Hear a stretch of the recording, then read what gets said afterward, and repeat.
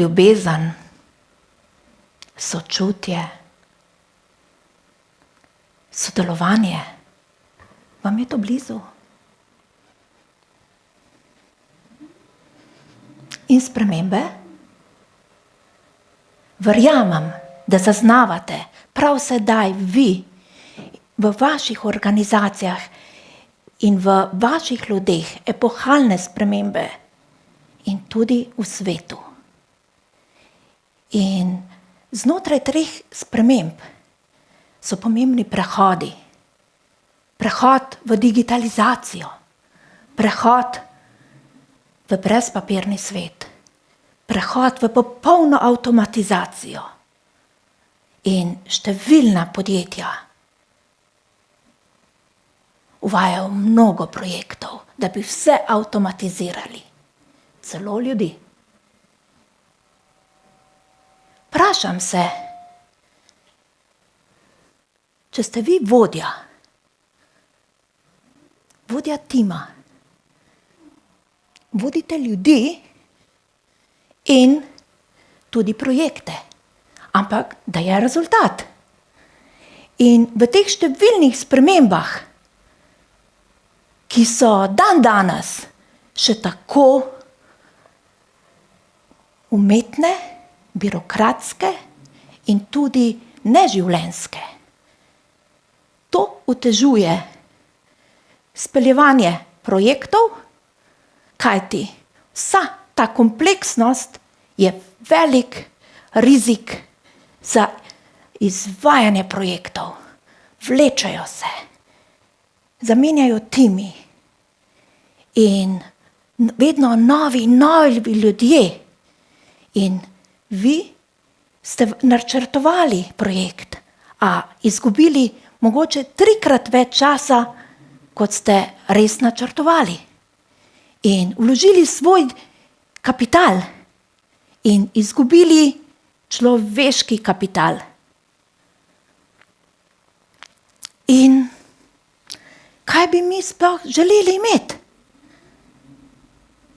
Mogoče, da bi res samo harmonično delovali, da zjutraj, ko pridemo v službo, vse deluje v nekem dinamičnem, naravnem ritmu, da smo polni energije in to prenašamo v tim, v našo organizacijo, da imamo vedno nove in nove izkušnje in ideje, kreativnost, da sodelujemo in ne tekmujemo. Kajti pomembni so tudi odnosi, da mi resnično poznamo in gradimo in delamo in živimo kot en organizem, kot en tim. In to je tudi današnja zgodba in predstavljam vam naravni koncept autopoezis. Sem Tanja Balažic-Peček, organizaciologinja in doktorica menedžmenta kakovosti. Praktično pa sem celo življenje delala z ljudmi, procesi, projekti in tudi vedno želela harmonijo v organizaciji. Napisala sem knjigo Temelji avtopoetske organizacije.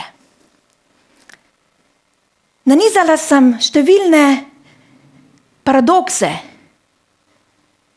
o sodobni organizaciji, o 4 organizaciji in tudi kako jih preseči. A o tem malce kasneje. Zdaj bi vas rada popeljala v svojo zgodbo.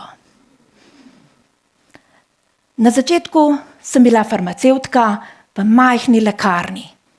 Potem pa sem odšla v srednjo farmacevtsko organizacijo in študirala projektni menedžment, procesni menedžment, navduševali so me projekti in dobivala sem izzivne vsebinske projekte za kakovost organizacije. Vse do pionirskega projekta najsodobnejše digitalizacije v kaotični farmacevtski korporaciji. Vprašam vas, ali ste kdaj živeli samo za en cilj, en projekt. Takrat pozabimo na dom, na družino, svoje otroke in tudi sebe. Najverjetneje so to izkušnjo tudi doživeli kot vodja. Da izgubiš sebe in tudi svoje sodelavce, vrhunske strokovnjake, ki čez nekaj časa postanejo samo senca svojega žara. Pa gremo naprej. Pustimo to. Tudi meni je bilo to prelomnica v življenju. Takrat sem začela raziskovati, kako se samo obnoviti. Kako se avtonomno samo adaptirati. Našla sem Autopoiesis in preskusila na sebi. Deluje. Principe uvajala, bila vztrajna, se samo ozdravila in samo revitalizirala. In Autopoiesis je v meni kar zaživel. Povrnilo mi je zdravje, energijo, žar in kreativnost. Zato mi je bilo pomembno, da to začnem vpeljevati tudi v organizacije. Kajti, če se organizacija samo adaptira in potem se lahko organizacija tudi samo obnavlja. In organizacija se lahko tudi resnično samo upravlja. Vi gledate svojo organizacijo kot živ organizem? Jaz jo.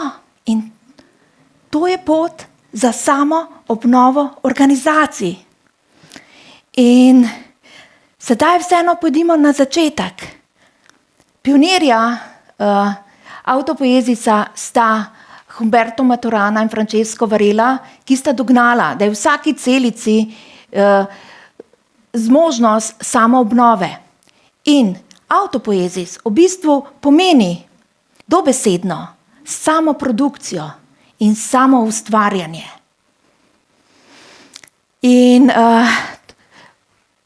povedala sta tudi to, da so 3 pomembni atributi. Avtonomnost, krožnost in samoreferenčnost. In to v praksi predstavlja zapiranje krogov tudi na naših projektih. In v življenju pomeni Autopoiesis delati dobro, delati pametno in delati lepo, da se dviguje naša kolektivna zavest. In ko govorimo o tem, je zavest enostavno delovanje ljubezni, sočutja in sodelovanja. V praksi je tega že kar nekaj v svetu. In povem vam, da deluje. V svetu imajo prakso v Avstraliji, prakso v Nemčiji in tudi dobre prakse blizu nas na Hrvaškem, ko so samoorganizacijske principe vgradili v najnovejšo tehnologijo, v informacijsko tehnologijo in tudi v zeleno trajnostno arhitekturo. Torej, poti so, deluje. Harmonija med vsebinskimi koncepti in samoorganizacijskimi koncepti. In tudi sama sem del projekta, ki poteka v Sloveniji, in sicer čudovitega projekta od njive do mize in akademije, kjer snujemo poklice prihodnosti med naravo, človekom in visoko tehnologijo. In drugi v hortikulturi, kjer uvajamo pilotni koncept Autopoietik organizacije v učilnici in tudi na delovnem mestu za boljšo kreativnost ljudi. In vrnimo se v organizacijo. Avtopoezis v organizacijo delajo avtopoetski koncepti. Te pa temeljijo na 5 vrednotah. Poštenje, spoštovanje, zavest, zaupanje in presežek. Vseh teh 5 vrednot pa je potrebno globoko integrirati v delovne procese, v dobre prakse ljudi, tako za rutinsko delo, kot za visoko kreativno delo. Zavedam se, da je to pionirsko delo in pionirji smo vsi mi, ker to sodelujemo. In zdaj pa vas povabim, če ste vi vodja tima, vodja organizacije in imate odprte oči, da je potrebno nekaj spremeniti, vas povabim, da pridete do mene in dobite informacije in odpiramo tudi akademijo, akademijo za ljudi odprtih oči in ljudi, ki želijo presežek v svojih organizacijah. In zdaj pa vas toplo povabim, da se udeležite enega od dogodkov slovenskih avtopoetih Camino poti. To je pot, ki jo bomo prepotovali skupaj v ljubezni, sočutju in sodelovanju v dobrobit vseh.